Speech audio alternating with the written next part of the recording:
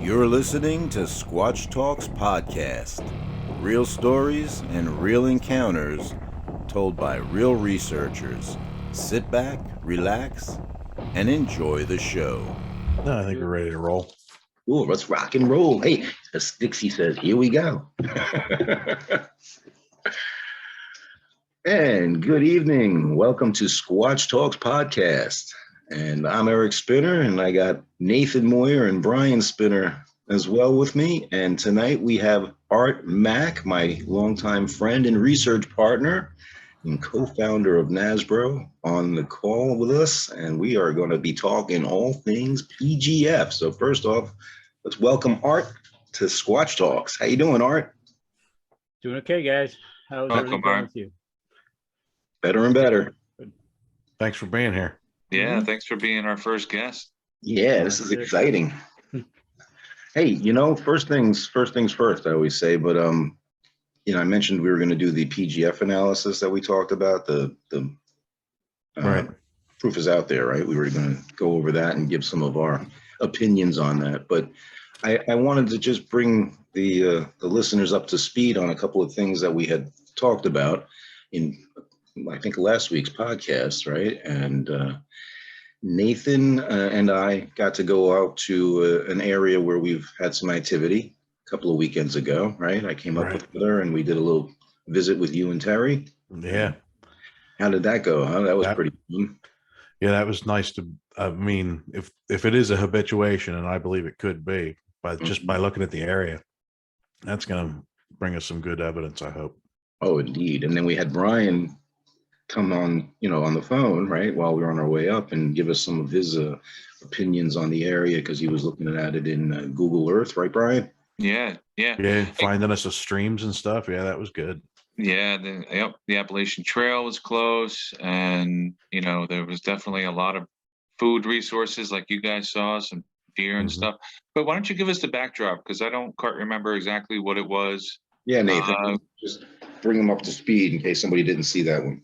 Oh, yeah, that we had a report come in to the database, and it's probably been going on for about 4 years. It's right near some of my personal research areas.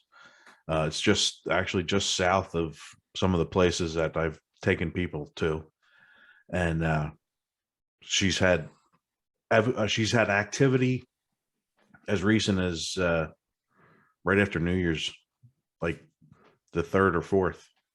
So we were up there a couple of days right after she just had activity. So What kind of activity did she have?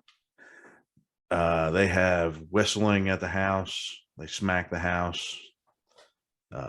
They can hear them howling from the house. Yeah, she's Originally, remember, we were concerned that it was kind of landlocked, you know, judging from the Google Earth images, right? But once we got up there, we could really see how open it actually is.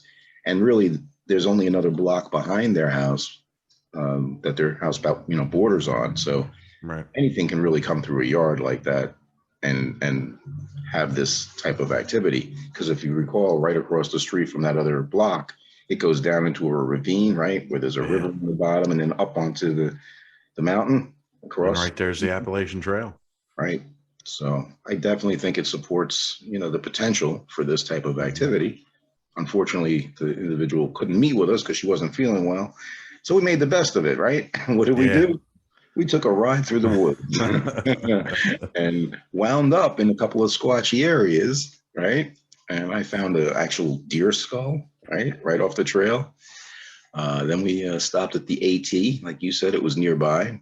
And as we were out there filming, I think I did a couple of whoops, right? And just then a branch snap behind us.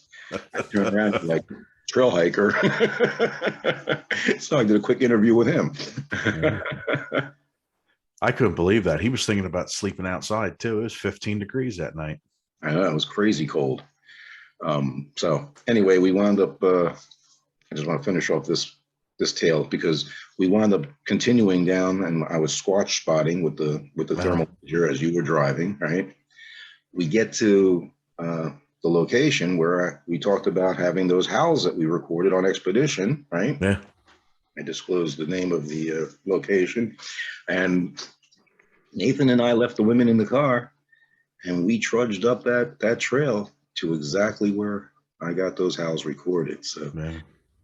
what do you think, Nathan? It was neat to be there because I mean I've been there many times, but I didn't know exactly where you were talking about, where it had happened. And just up the trail from that, maybe another 200 yards is where the hairpin turn is, where it starts to go up the hill further. An expedition years before that, we actually made a footprint trap, and we threw some Oreos and stuff in the middle of it. Ranchers. And then and Jolly Ranchers. And when we went back up, there was one decent sized footprint in the dust and one little one. I mean, it was infant, and it was right in the middle. So my theory was she was holding the baby, took one step in to get it, and when she bent down to get it, the kid's foot just touched the dust. So that was impressive. Cool. Wow. But yeah, after we froze our butts off, without any response, mind you, this time. Yeah. You know, sometimes we do get skunked. We headed back to the car, and then we took the 2.5-hour ride home. Mm-hmm. And Heather and I headed back to Jersey. But yeah, it was a good time to see Nathan, and we got to spend a little time with them and the family, and everything's good. Nathan's a proud grandpa now, so congratulations, Grandpa. Thanks. And he's enjoying holding his little grandson. Oh, yeah.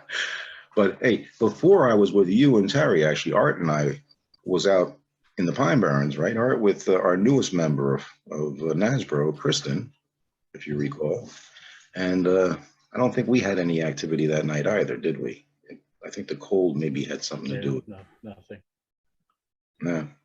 Yeah, well, Art's famous for keeping track of our escapades out in the forest, and he's always good about writing up reports and letting all our followers know what's going on and, you know, any activity we experience. So I don't recall. Do you recall anything exciting that night, Art? No, it was quiet. Yeah, quiet, right? Mm-hmm. Yeah. Which seems to be the norm right now out in the woods. So, continuing this journey, since we were unable to, well, because of this, you know, birth of Nathan's grandson, we were unable to go back up to do a follow-up next weekend. Right. Looking for something to do, so I texted Brian, and he said, "Hey, mi casa is si casa." So we took a journey up to New York State, Heather and I, and we visited with Brian and his lovely lady, and so. Yeah, same type of scenario. It was good to get together and you know, spend some time together, and went out to dinner, had a great dinner. I had the surf and turf, he had the prime rib, and we were oozing just. I'll be up this weekend. Tell you what, we both had some taste of that prime rib, and it's only 2 minutes from my house. Unbelievable! I can't believe that. Yeah. All place that food that good, you know.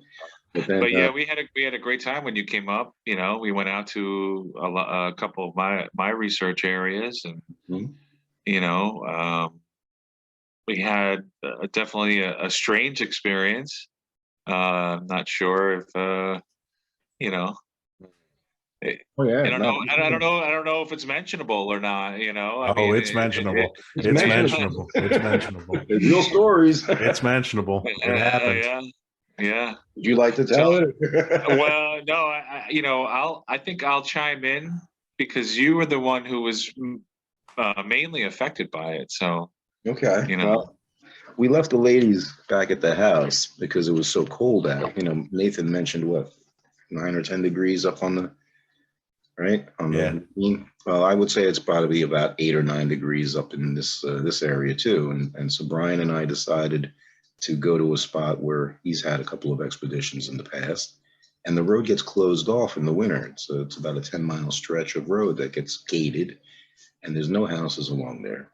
So it's midnight. We drive over, park park his truck by the gate, get our gear ready, and literally we, walk out onto this frozen, snow-covered trail.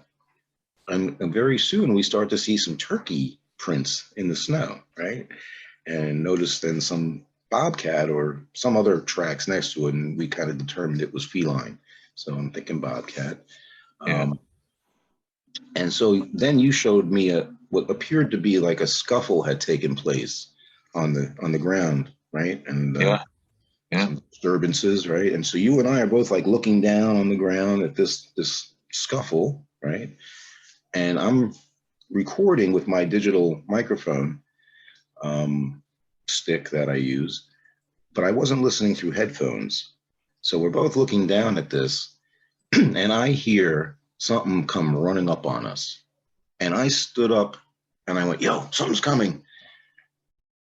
And we both got silent, but we both put, therms to our eyes, and there's nothing there. Yeah. I saw you take a step back. I took a step back. No, you were affected by what you heard. I know that you heard it without the headphones on, right? That Right. you just said, right? Yeah. And I was listening with the headphones on. I heard it all go down, but it was stepped on, by the crunching of the snow under our feet and, your motion. That's just how it works with my recording device. But yeah, you definitely reacted in a fearsome manner, and No doubt. we both looked. We both had our thermal cameras, very decent thermal cameras, and we immediately scanned the area, and there was nothing. Okay. I caught a glimpse of red, but it could have been a rock on the hillside, but there was nothing consistent. We did hear branches breaking. I mean, were we able to pull that audio or no?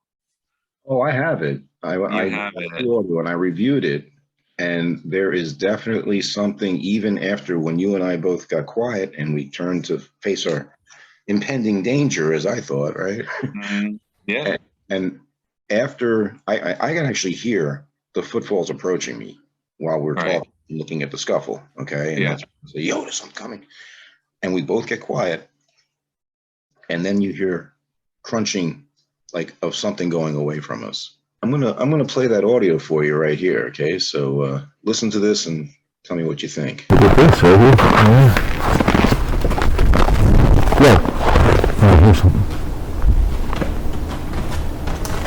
Perfect. And that's while we were looking, you know what I mean? We weren't moving. We were standing perfectly still.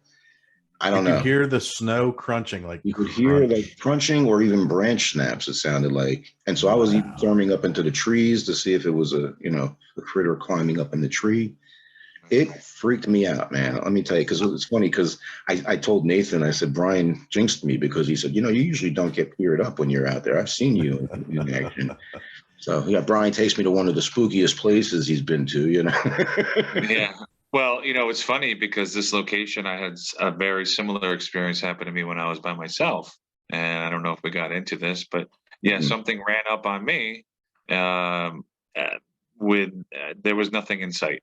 Absolutely nothing. There was 4 or 5 steps, boom, boom, boom, boom, right at me. I went like this, and I thought something was going to plow into me, and nothing.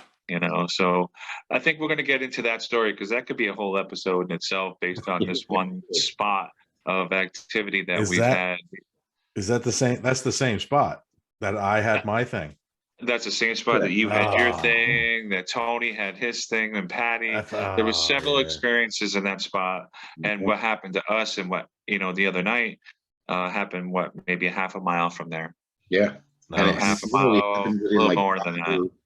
5 or 10 minutes from when we started our hike. So really right afterwards. But then afterwards we kept going. Okay. We didn't give up. We kept going. And we hiked for about an hour and a half and froze our asses off. But nothing after that. I don't think we heard any other, responses. We did a couple of provocations, but so the next day though, he took me for a little tour.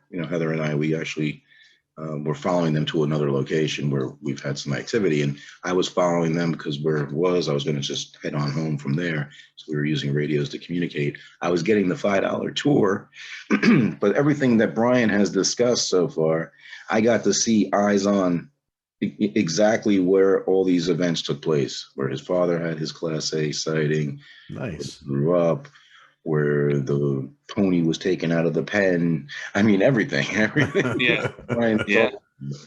I've gotten to see now firsthand where it took place. So that's pretty cool. Yeah. And you know, like put the name to the face kind of thing. Yep. Right. Yeah. And you know what? It's funny, but it's all those things happen on the same road, basically, right? I mean, probably 80%, 80-90% of them happened on the same road. It was an easy tour. Yeah. Definitely the $5 tour. Yeah, that's right. That's a good point. Yeah. Yeah. Amazing. That's beautiful countryside though too. So it's it's always nice to get up there. And well, it's definitely a place that I like to focus on. In doing the Google Maps and posting on there my where things have happened that I've heard of and encounters and stuff like that. You come up with clusters, and this place happens to be one of those clusters. Where at least a dozen things. I could come up with. For this area. Cool. Hey, I think that brings everybody up to speed as far as the last few weeks of what's been going on with us. And we're going to continue. Art and I are talking about the next night we're going to get out, right, Art? Hopefully you'll be available as well and we can get back out. I went out Monday by myself during the day to one of our locations, and I just tried out the drone, trying to get a little bit better navigating that. And I took a little hike for about an hour. So it was a nice. Well, also on your trip to New York, we went to another research area where there had been several it's another cluster area, right? Oh yeah. And and we went there, we flew the drone. Yeah. We took a walk, we flew the drone, and we had, I think I counted 4 wood knocks. Right. Really? Yeah. How can you forget that part? Well, no, not forgetting it. Just it got bypassed. But yeah, we had 4 wood knocks. Now they were in separate occasions and they were single. Okay. Yeah. And they were significant in a sense where what we noticed is on the way in, right? When we got to an opening, we heard one, right?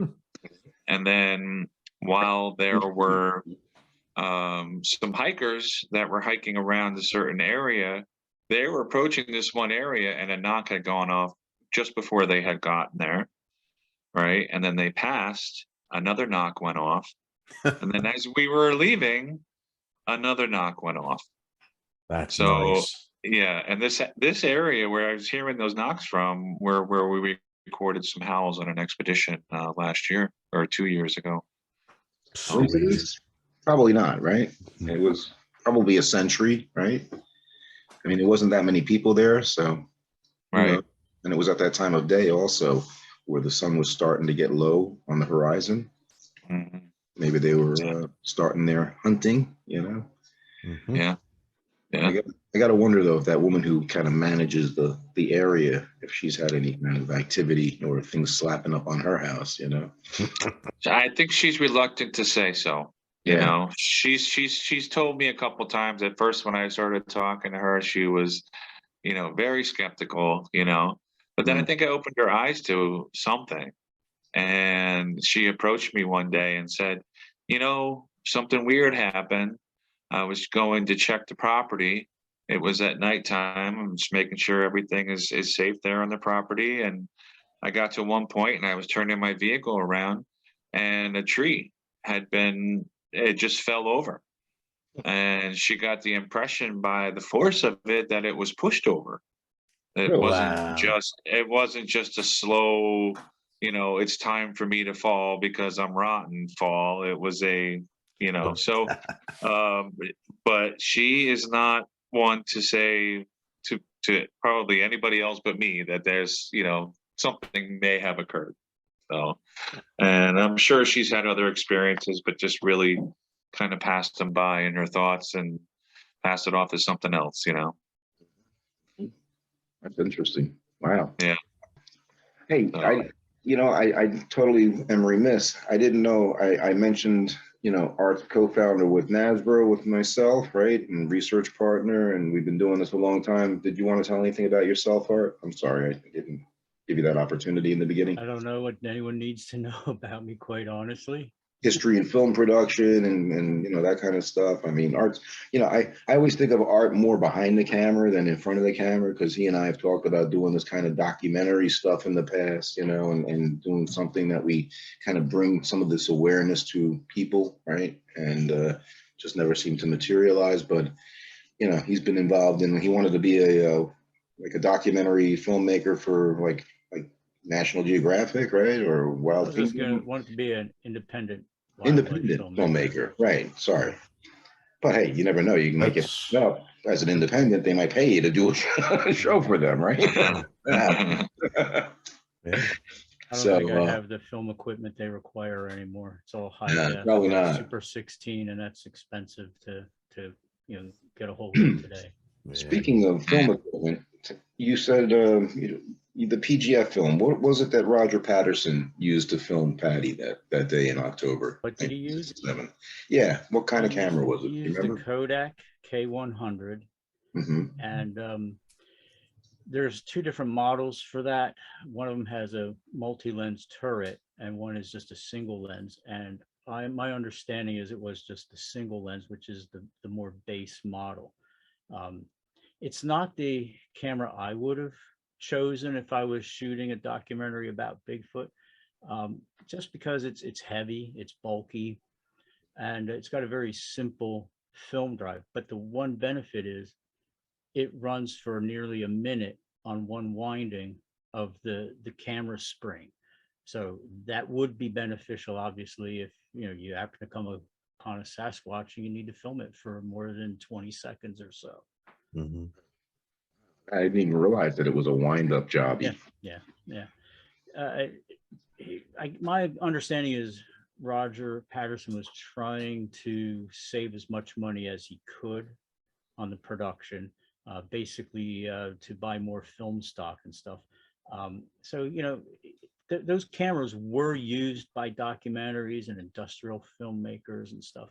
But again, it's just, to me, it was a poor choice, but it probably was a matter of him wanting to rent a camera, and the rental house, this was all they had in his price range, so that's probably why he ended up with it. I know he had used other cameras earlier in the year. He had used a Bolex H16, which is one of my favorites. That's a camera that I kind of cut my teeth on filmmaking with. So more than anything, that's more than likely that's what happened. That's just what the rental house had in stock when he wanted to rent it. That was a Kodak 16 millimeter. Yeah, 16 millimeter. Yeah, 100-foot spool. And so I think this episode that we're discussing, this proof is out there. I think it was originally on the History Channel, right? Bill Munns was one of the participants, along with Dr. Jeff Meldrum, right? And they had a guy on who, Isaac Tian, his name is. He did some kind of AI type of program, right? Where they were able to put all these different layers of the film that he was able to acquire, because apparently the original wasn't any longer available. Well, he had 22 copies. Don't get me started on the original film. He had 22 copies of the film, and they took all the best pieces of each copy, and that's how they made this recreation, in ultra high def 4K. That's similar. Bill Munns, I've been a follower of his work since the early I guess probably for about 10 years, but he's been working on the film since around 2001, 2002. And he's done a number. He was the first person to really digitize the footage. And he actually, my understanding is Patricia Patterson has a copy, a second generation copy. It was a contact print from the original film run through the camera, the camera original. And he had access to that, and he had to build like an aerial transfer unit where basically the light shines through each frame of the film, and he had a digital camera set up, and he focused in on each frame, photographing it as a separate photographic digital image. All, was it 954 frames or whatever, and then you put them Wow. into a timeline, and you know it becomes a motion picture when he was done. And he's done additional copies. He's had a number of copies, and basically, yeah, he does is takes pictures of, I think he had like 8 copies, 6 copies in different times. He's done this a number of times. And he takes a photographic image of every frame, and then he picks through and gets the best frame for, you know, the best copy of each frame now. And he puts that on timeline and, you know, resolve it and becomes a motion picture. And that's how, you know, and then he stabilizes it. And I mean, quite honestly, Yeah. it's as good as we're ever going to get, I think, with the Well, way. well, that's what this Isaac Tehan did. You know, for the show, the proof is out there. Yep. So he took it to the next level, basically. And as a result, right, we were watching this, and it's just amazing. Even Dr. Meldrum jumped out of his chair and walked over to the screen. He's like, "Look at this flex and the toes. We never saw this before." I have seen so many versions, and you know, originally, Eric, if you remember when we first started squatching, I was like 96% certain it was real, but there were things that made me question, you know, whether it was real. Only about 4%, but I couldn't commit 100% to it, even though I was certain it was a real creature. But there were just things, there were artifacts in the videos. The problem is the quality of the videos were so bad. And that's where, when Bill Munn started digitizing them, and all of a sudden you're getting all this detail you never had, things that were problems, that were that 4%, why I would not commit 100% to it being real, they were eliminated. They were gone because there was enough resolution, enough detail finally that you could see the stuff clearly. And the things that people see that were seams in the suit, like the arm, you know, sleeve seam and everything, it doesn't exist once you get a good quality copy of the film. Right.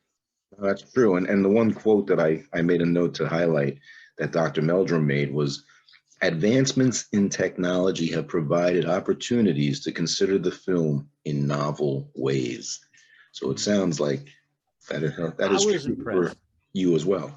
I was impressed because I'd never seen a toe flexion. Hey, Right. Brian's gonna share some of these images that he's captured for us. Okay, I didn't know. That's okay. We didn't do it. So this is the show we're talking about. This is the History Channel's The Proof is Out There. And this is the location that it took place up at Bluff Creek,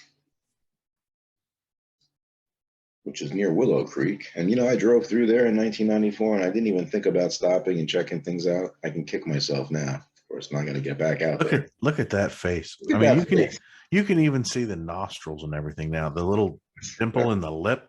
Well, I think this is somebody. I think somebody went in on this picture. And you think? I think somebody went on this picture and digitally recreated it.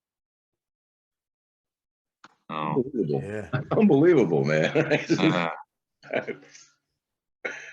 This is the Trackways segment. Other actual pictures of the trackway. Yeah. Well, what I wanted to point out is, you know, look at the ground. You know, it's uneven. You know, it's a creek bed. You know, and when you see, you know, Patty walking in the film, she at one point, even a couple times, I think she looks back towards them in the camera. Yeah. I mean, if I was a guy in a suit, I wouldn't be that sure-footed to take. I think she took like 3 or 4 steps, and you know, without actually looking at the ground and where she was going on this, you know, ground that seemed like it's, you know, not flat, probably not easy to traverse. You know, Right. And there was a flood. Right. It was flooded. So there's rocks and stuff. So everything's turned up. Look at that. There's trees everywhere. Oh, yeah. And this is the one that Jeff really excited. Right. Unbelievable. I mean, that to me, if you're wearing a costume, right? We talked about this, guys, didn't we? I mean, yeah. they would have, if Bill Munns mentioned it on the episode, that if they're building a costume, they're going to use like an athletic shoe as the base, right? Yeah. Yeah. Yeah. And there's no way you would get that toe flex. No, no. Well, you know what, the supposed suit that was made by Philip Morris, Mhm. that suit was supposedly 6 pieces: the abdomen, the gloves, the feet, the legs, and the head or whatever. There's no seams, there's no seams at all. As we move forward, we can point this out, how there's no seams to show indications, that it would be a suit in that sense. I know Brian has some other pictures that are going to be a little bit more definitive about some other anatomical features, right, Brian? So Yeah, I'm thinking here while we're on the feet, let's bring up the fact that one of the things I was going to bring up with the Morris suit was that he said the feet were made of latex. Right. Okay. So unless somebody's foot would fit into this latex, let's say it's like a slipper style, it almost fits like those type of shoes that fit your toes, Whose foot was that big? there's no way you're going to get the, yeah, right. Oh, exactly. Right. Vibram for running. Is that the shoe that you said can fit into? Yeah. That type of thing, right? Yeah. Mm-hmm. Right. And they definitely weren't around back then, so seeing this kind of flexing in the toes, pointing upward, and then, it's so natural. When they were going through this part, if you can go a little bit further, can you go frame by frame like they were? I'm trying. I took separate pictures. Okay. All right. Had a couple of them. I got 3 pictures of the When they were foot, or doing it, 2 pictures there. when they were doing it on the TV show, when they got up to this point, they kept talking about her right foot there with the toe flex. Mhm. But as they were moving it forward and concentrating on that right foot, when her left foot goes past behind her calf, you can actually see the mid-tarsal break. You can actually see it get darker in the middle and brighter on the top and bottom as it passes by. You don't have a picture of that one though. I do not. No. But That was it. I thought that was impressive, and not a one of them said anything about it. yeah. cool No. analysis that it's showing us now. I mean, Yeah. You, Is this frame 252, Art? you can almost see. Frame number? I think it's. I couldn't, I'm not sure. You can almost see 352 is the here. look back. But this The is where they talked the about mid-tarsal how braid. somebody was questioning the validity of the tracks, whether they were real, the track impressions, right, and the casts that they made. So here you have a picture of her right foot, okay, in what we have come to realize is like a 45-degree bend in the leg, right? They don't have the same angle when they walk that humans do. Right. Okay. So like when a human's walking, their leg only comes up, what, 17 degrees? I forget the exact measurements. But you can see how the foot is almost, perpendicular to the ground, right? Mhm. And then they reverse the image so that they can line it up with one of the track casts that were taken from the area. And it's like you're looking at it identical. Yeah, it does look like it's from the same foot. Mhm. Didn't they always say that's what they need? I mean, you always have the footprints, but you never have a picture of the animal that made them. Now you do. Yeah. So here they're getting into the muscle movement within the show, and the calf especially, and the upper thigh. But you could see how the muscles, flex, and a suit would not allow this type of exposure to what we're seeing here. I mean, a suit would be dangly, and most suits back then were also long-haired, Right, like they said, to cover up all the seams, to all the cover up stuff you the didn't want to seams. see. Yeah. And one thing that they brought up was that if Bob brought up Bob Dunn, he said that having any type of genitalia or any type of thing that could be offensive to anybody. They just made the hair longer to cover it up. Yep. So they never made suits that had breasts or, any type of genitalia or butt cracks or anything like Yeah. that. They just made the hair longer to cover it up. I think that was a good point that he had made. And also on the Bill Munn's film that he had finished doing years ago, you can actually see the compression or the herniation on the right thigh. Right? I think that's another thing that was more clear in his reproduction. Yeah. Yep.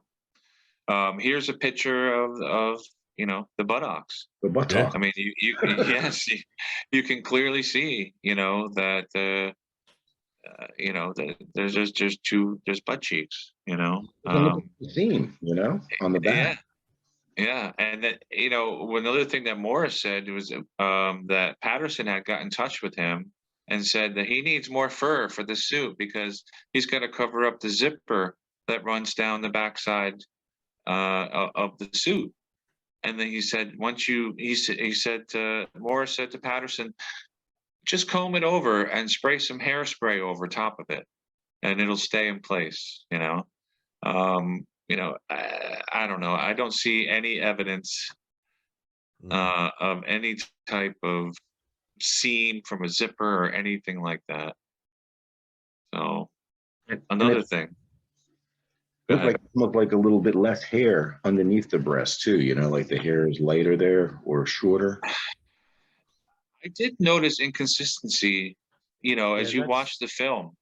Well, that's a relatively low quality Image. still image right there, probably from a VHS copy or something. It looks washed out, or it looks like there's no hair, but it's actually, I think, sunlight. Oh yeah, you're probably right. Off of the fur. The sheen of the fur, yeah. Right. Mm-hmm. But yeah, some old imagery from the breast, some old imagery. Let's see.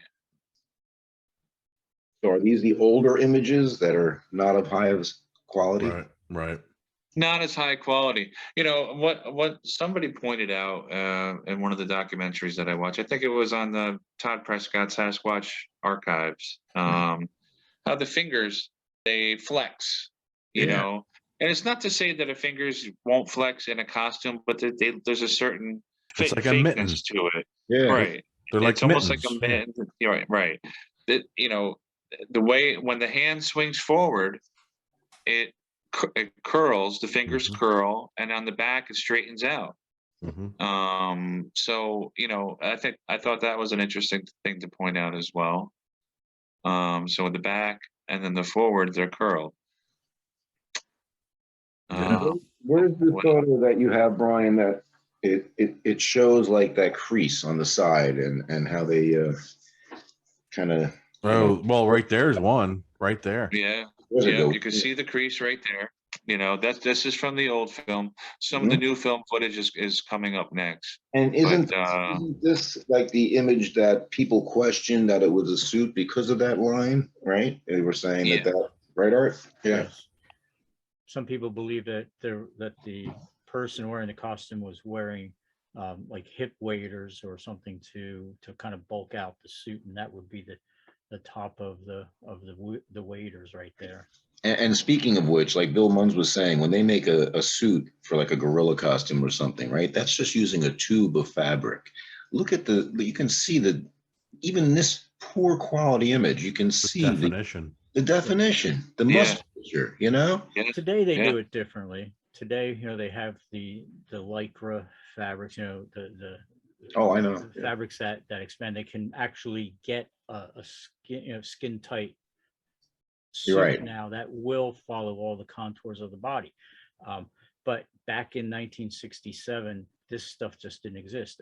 In fact, I think Rick Baker was the one who really created these tighter suits using the lycra and using bladders, fluid-filled bladders that actually fit in and transfer the muscle movement of the wearer, transfers that muscle movement to the outer skin of the suit. It's not as effective as real musculature, but it does kind of mimic some of the movement. But again, he didn't develop that, I think, until he was working, I believe, Gorillas of the Mist, which was the mid to late 1980s, 20 years later. Really? I love this, this, what do they call that, stabilized version you're playing, Brian? Yes, yeah. The God, This is so good. yeah, it is. I mean, I wish when I had taken it, the snapshots that I had gotten them close together, we would have had it even better here. But No, no, you this can is see, great. like I was saying before, what how many is she right here? She starts to look back, right? Mhm. So she takes 1, 2, 3, at least 4 steps, it looks like, or 3 steps, but not looking where she's going in that type of terrain. I thought that was, uh, you know, I don't know. Oh, If I was in a suit, Go ahead, didn't Nate. Patterson fall down trying to get off the horse and get over to where he was filming? Yeah. Yes, he did, as a matter of fact. I yeah, don't know. I've got some details there, as far as like the film itself. Approximately 952 frames is how long that this segment is from beginning to end. But of those 954 frames, only 400 are in sharp focus. 40%, or about 20 seconds of the 50 some second film, is in sharp focus. The rest of it has motion blur and other problems, because of camera motion. He was believed to have been filming around 18 frames per second.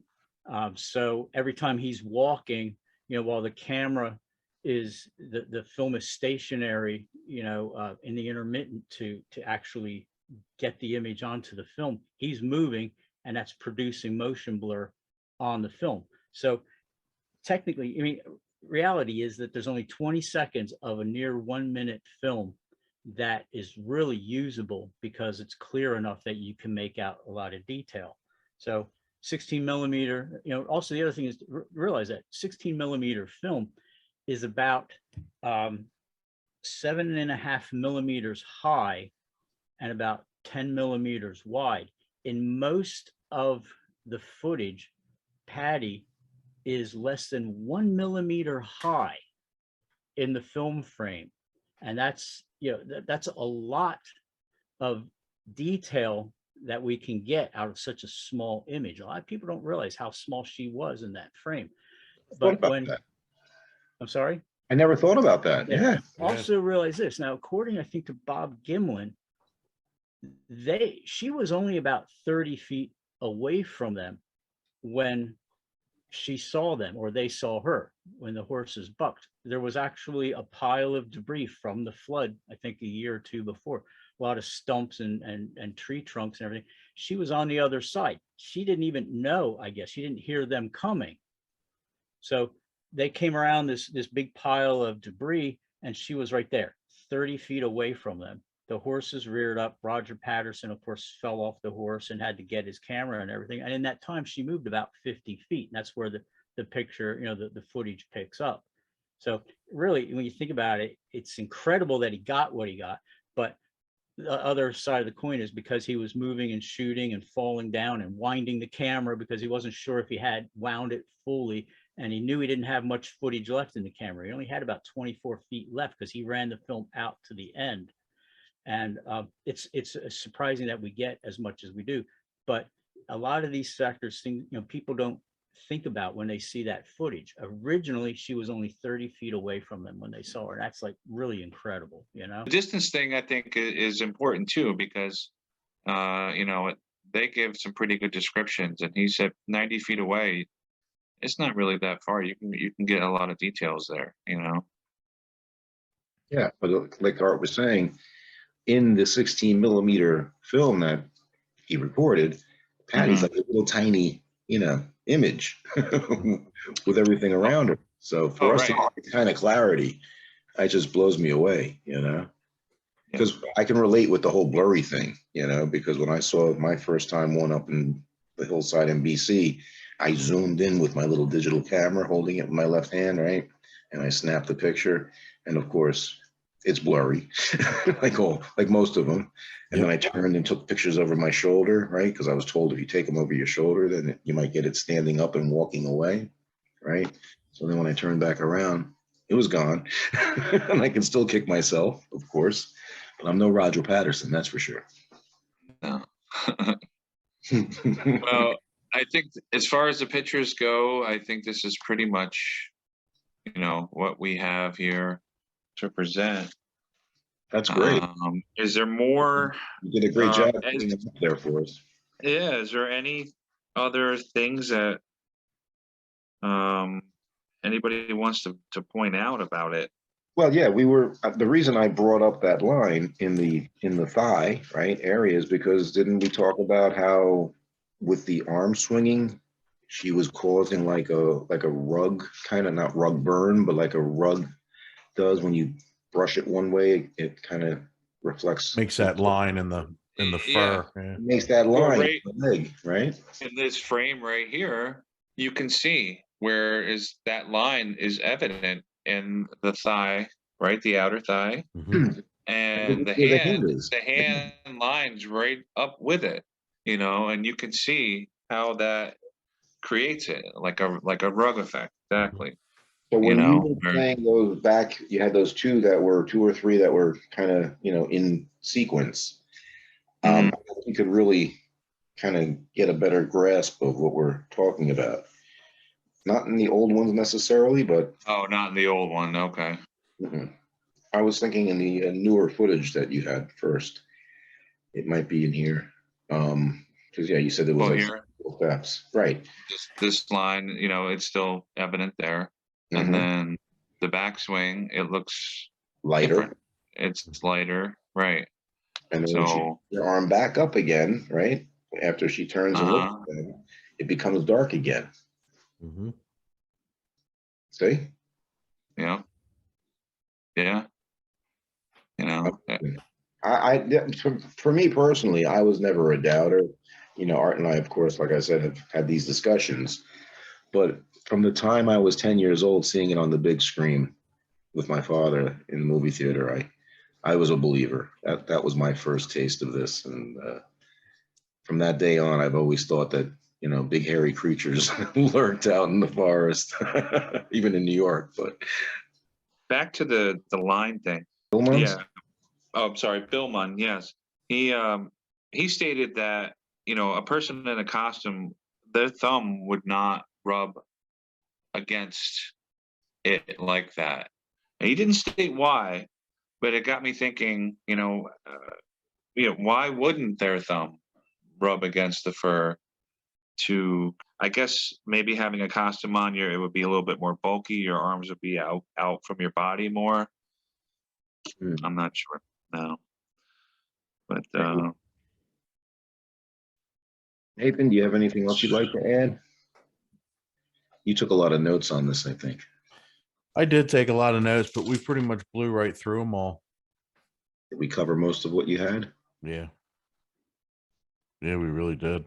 you see in this frame right here, the trapezius muscles from the head.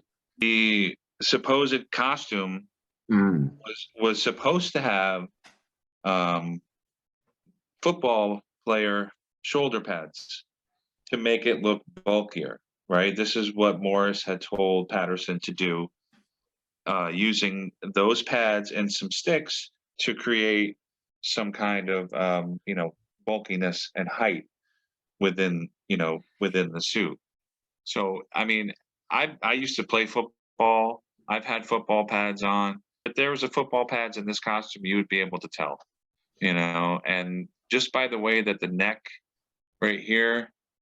Oh, I could use my mouse here. Yeah, just by the way the neck comes down, football pads would come out and around and over the shoulders.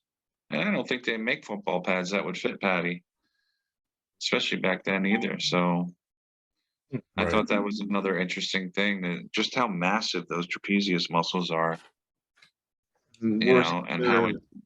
Absolutely, it's massive. I mean, the girth is amazing. But wasn't there also a portion where they discussed about the sagittal crest or something. Was that in this episode also? I forget. I've seen a number of different shows recently, so I'm getting a little confused.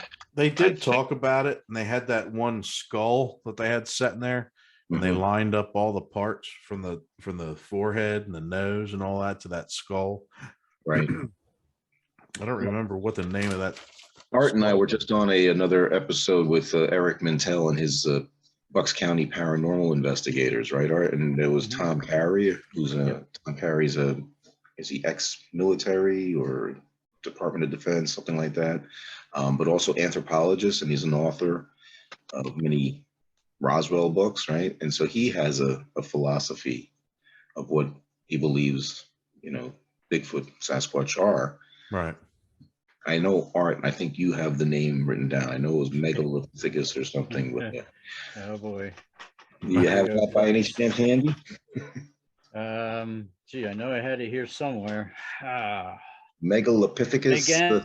Meganthropus paleojavanicus. I thought there was a robustus in there somewhere too, but This there is might have what been. this was what was on Okay.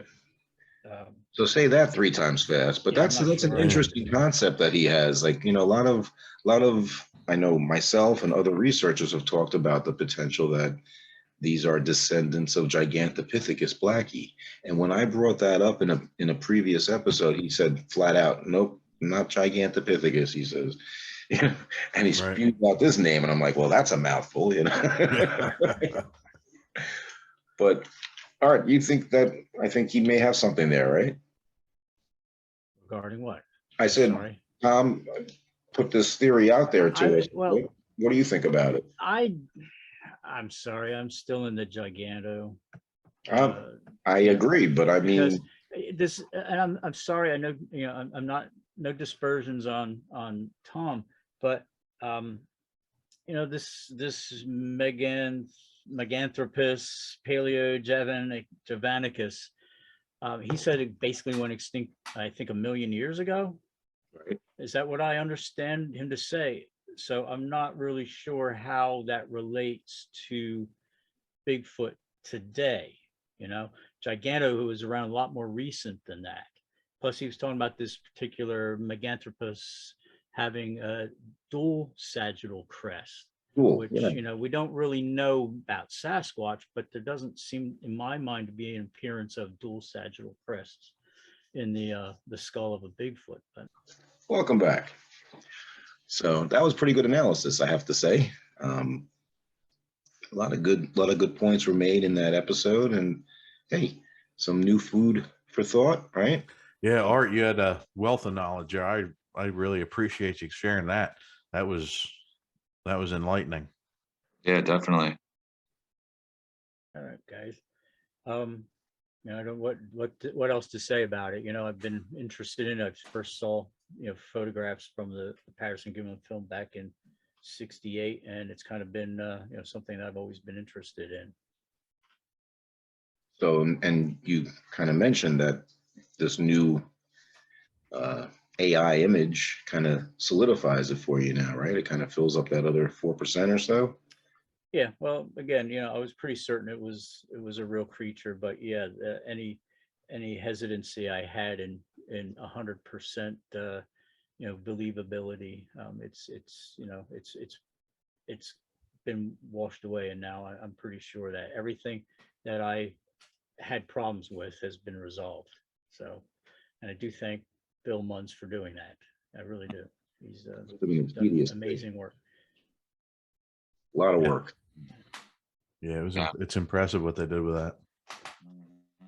And, it's a shame because there's others who have done, some good work with the footage too. Somebody who, Mr. Davis, who was, I think, the first person credited with stabilizing the video back in the late '90s. That really was a game changer too, back in the early days of using digital video and acquisition to do things with the film and try to clean it up and make it more presentable. And so Bill Munns, though, I think just took that a few giant steps farther when he basically digitized it and high defed it and everything. He just cleaned it up so much, and it's impressive. Like I said, I don't think we're ever going to get really a cleaner copy than we have right now. It's probably as good as you can get not having camera original, which I understand the camera original footage had been shown so many times it had a lot of scratches anyway. So this might actually be better than the camera original would be at this point. Now, why don't they do something like this with that Freeman footage? Freeman. Exactly. Yeah. I don't think the information's there. This is 16 millimeter motion picture film.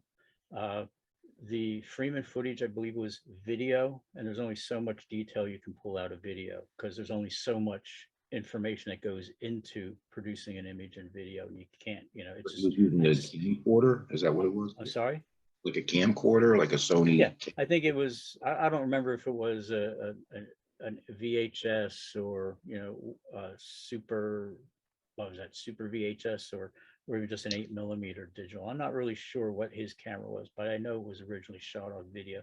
And you can't, if the information was not recorded, you can't improve upon it. Makes sense. That's interesting. Yeah. Because we were thinking of it, and originally discussing this, that why can't they take this technology and just sharpen up all the Bigfoot footage that's out there, I suppose there is some, and I don't, who knows what the government has. There are computers that can make guesstimates. If information is missing in a video, it can kind of guesstimate what should be there. And in some cases, I could see that may be beneficial to cleaning up and adding some details that are not present. But whether that technology is probably very expensive for beyond the budget of most people, if it exists. I'm sure it does actually. It's just whether or not the government still has a kind of an exclusive use on it or not, I don't know. Well, it's funny because I got a text message from my son about an hour ago, and he says, "I'm going to be real. I don't think the Patterson Gimlin film is legit." The one dude was fake just before he died, and it does look like a person in a gorilla suit. However, I saw this and I thought you'd like the stabilized version. So he sent me a link to a stabilized version of the PGF. It's pretty neat. And, it's kind of fun because my son is now an adult, right? He doesn't always want to jump on the Bigfoot bandwagon with me. And of course, I'm not allowed to bring it up around his friends because we wouldn't want to embarrass anybody, right? But, when they were little, of course, I used them as bait. So he humors me from time to time, but he hasn't gone camping with me in the last couple of years, unlike my daughter. So, I want to get into just aside from that, back to the film. There was one point I wanted to mention, and that was the fear factor. When their horses reared up, the horses, they were scared of something. Something caused these horses. I mean, if that's not a real part of the story, then I just believe that if it was a person, these horses wouldn't have reared. Okay. If it was a person, it being a creature, I don't feel like Patterson felt the fear enough to tell Gimlin that to cover him with his rifle. Okay. And this was in part of the interview that I read or that I heard. I thought that was interesting how, all those details were added in, him covering him, and Gimlin was saying, in the interview that he felt, that he needed to cover him in case, the creature did something erratic or showed any type of aggression, and he was also saying that they both had agreed that if they ever came across one, they weren't going to shoot it, unless it seemed like it was going to do any harm to them. So I just wanted to bring that in because I thought that, we talk about the fear factor and Bigfooting and stuff like that, and it was evident almost that this how the story went down is what was evident in the video. He wanted to go closer to film the creature, so he told Gimlin, cover me exactly. The horses were scared. I mean, all these things on top of the fact that, you know, all the stuff that we brought up, I am a believer in the film, you know, and Oh yeah. there's no doubt to me. I didn't hear it come out of your mouth. How do you feel about it now that you've seen this and we've Me? discussed? Yeah.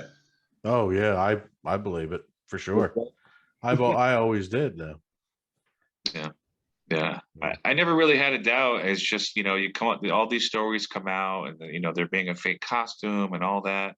And then, you know, investigating into that, seeing how, you know, there's inconsistencies with the costume compared to the footage, you know, and I feel like on Morris's part, when it comes to the costume, it was just it was a ploy. It was a, you know, Have you ever Publicity seen, stunt. have a you ever publicity stunt. seen, Yeah. have you ever seen that costume that he claims Yeah. ultimately became Patty? I It's a looked, joke. yeah, it is a joke. It really is, you know. It's like, I Um, don't even know how he could make that claim and keep a straight face, you know? It's Right. just- it's Yeah. Oh, I It's, think it was an aberrant. He sees the moment, and you know, here he is. He makes gorilla costumes or whatever, and here's this film that's out. You know, let me interject and say that this is Yeah. my costume, and maybe I'll sell more. You know, who knows? Who Yeah. knows? So, or maybe Patterson did buy a costume, as he stated. You know, they were filming a documentary. Maybe he wanted to have somebody in a costume to, you know, actually pretend like they're Bigfoot, you know, for documentary sakes. And, you know, but they actually had real footage, That's you possible. know. Yeah. Yep. And I would like to say one thing, and it's a shame that the naysayers, they claim because he went out looking for Bigfoot, isn't it suspicious that he actually photographed a Bigfoot? I Mhm. say no, Yeah. because like obviously if you know if you're out there looking for it, that's the hope that you will find one. You know, Right. that's the end That's goal. the only way you're going to find one, unless you come It's- across one accidentally, you know. accidentally, and you're not typically back then you didn't have a camera with you to come across, you know, if you came across one, you know. So Right. it's Right. just, that's Right. the one thing I hate about this whole scenario that the naysayers bring up. It's like, yeah, isn't it suspicious he went out in the woods looking for Bigfoot and he found it? No, it's Mhm. really not. Yeah. Get off Yeah. your couch, you know, you get out in the woods and see what it's Exactly. like, people. Exactly. Yeah. Not when You it's know, 15 degrees. we've been out in 3 degrees, right, Art? Yeah, single digits, right around zero. And believe me, like I've always told you, I don't want to meet up with a Squatch that's crazy enough to be out walking around the woods when it's 0 degrees out. Yeah. That guy's got some serious issues. He must have a Squatch wife at home making him go out looking for a deer or something. You know? But man, and he'd probably be very ticked off if he came across some human whooping and screaming and knocking on trees out in the woods. I just don't think. And I honestly used to think that. I honestly used to think I don't want to meet up with a Squatch that's crazy enough to be out in this weather, because we've been out when it's been cold, wind Oh, yeah. chills well below zero. Yeah.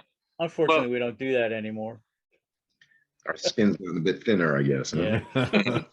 Well, I mean, that, you know, that brings me to the question: how do they survive in the cold? You know, I think that their skins have to be naturally thick. You know, the soles of their feet and their feet would have to have Yeah, they very get thick, fat. toughened skin. Yeah. They got The fur insulates, but there's got to be some extra layers, a fatty layer there or something almost. which also holds true because we hear reports of individuals having shot Bigfoots, right, at some Mhm. point, and how they kind of flinch and then they look annoyed and then walk away. We don't really hear too many stories about ones dropping. Okay, it's possible they have such a thick either skin or layer of fatty tissue or muscle tissue that the bullet basically it's like a armored Right. suit, like a, what do they call it? Police? Like an armored vest or something. Yeah. Like a police vest, right? Yeah. Who knows? We won't know, of course, unless we get one on a table one day. Yeah. But Unfortunately. and honestly, I've heard this so many times where somebody has shot at one and they kind of just Mhm. like seem irritated and then walk away. I mean, if they're lucky not to have their arms and legs torn off, for shooting them. I actually had a customer tell me he shot one in his backyard. Really? Yeah. And it got him in the shoulder. It was about 8.5 feet tall because it was looking over a double high privacy fence at his wife, who had just taken out some things to the composting bin, right? And she came into the house and she told her husband about it. And he went out there with his gun. And sure enough, the thing was standing there by the fence looking into the yard. And he shot at it. And it just kind of like I just did, one of these deals and got it in the shoulder. And it kind of and then turned and walked away. Unbelievable. Wow. I mean, I guess he felt threatened enough to shoot it. I mean, He did, honestly. And I think it scared his wife pretty bad. So he didn't know what to think. And he just saw it standing there and he took a shot. Yeah. Reaction. Wow. Fear, probably. Yeah. Yeah. And getting back to the fear factor, I mean, come on. You and I mean, I was literally shaking that night. Yeah. I was shaking. I'm effing shaking. I can't believe this. He did. He was shooken up.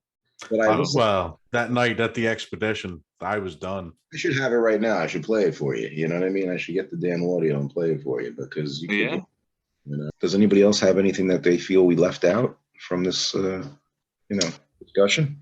As long as we brought up the butt crack, I was happy. Art, anything else you'd like to add to the PGF analysis we just did? At this point, no, I think we're good. Cool. I want to say, if you go to the Sasquatch archives on YouTube, all right, good investigator friend of ours, Todd Prescott, that is probably one of the more, what he's got up on there. He's presenting some of the best, footage review that I've probably seen. Yeah. He's got very good quality video from the original. He's got audio tapes. A lot of the information that I've brought up tonight came from those tapes. And listening to their interview when they were, after they had the movie screening or the film screening, they were so natural in answering questions. I didn't get the impression at all like anything was rehearsed. It seemed like they were just kind of pulling things out of recollection and, saying as it was. And it was fresh in their minds at that point, and it's a really good audio. And I suggest going over there to, the Sasquatch archives and checking it out. I'll put the link underneath our discussion portion, okay, so people can click on that. But yeah, Todd does a great job on his channel, the Sasquatch Archives. And as a matter of fact, I reached out to him today and I wanted to get his feedback. And he said he would watch one of ours over the weekend. He's been real busy transferring some of these VHS tapes that he got from, I think, Larry. And keeping him quite busy in addition to him working as well. So he said, this weekend he's going to give us a look. Nice. Yeah, but he's got a great collection of material that he's come across, and I guess in his line of work, I guess he's a reporter, right? And he's also an MMA reporter, right? Photographer. Yeah, so he meets a lot of people and finds a way to come across all this excellent material. So props to you, Todd. I guess you could also say he's a Bigfoot researcher like us, So he's done research as well. So yeah. Oh yeah, no, he's got all that in the background too. So he's got by far the best collection of anybody. Yeah. Really, hands down. I mean, I've seen he did a video on his collection, brief one, and included some of this new material he just received. It just amazes me how much, he's got like 50 copies of the Patterson book, right? True collector. True collector. Yeah. So, hey, I think that was great analysis, and hopefully we covered everything that we needed to. And if anybody wants to comment down below on anything we may have left out, we can certainly give you our feedback. Yeah, And please for sure. subscribe and share. Help us, help us grow the channel. So we appreciate it if you share it with your friends and family, right, guys? Hey, That's right. Hey, Definitely. keep sharing. We'll keep sharing what we're doing. We go out there, try to go out as often as we can, and right. we'll bring back everything we get. Even Yeah, if it we'll share with you guys. What's that? Even when it gets scary, I'm telling Even you. when I it gets scary. that since I got growled Yeah. at. Sorry, but whoo. Yeah. And even then, it wasn't that kind of fear. I was shaking. So, hey, Scary stories are the best. it's good to get the heart rate going, right? Get to be my age. Mhm. I want to thank everybody for listening. And hey, until next time, tune in to Squatch Talks. Thanks, everybody. Remember, like and share. Thanks for checking out this episode of Squatch Talks Podcast. Don't forget to subscribe, follow, and give us a like, and stay tuned for more exciting stories on Squatch Talks.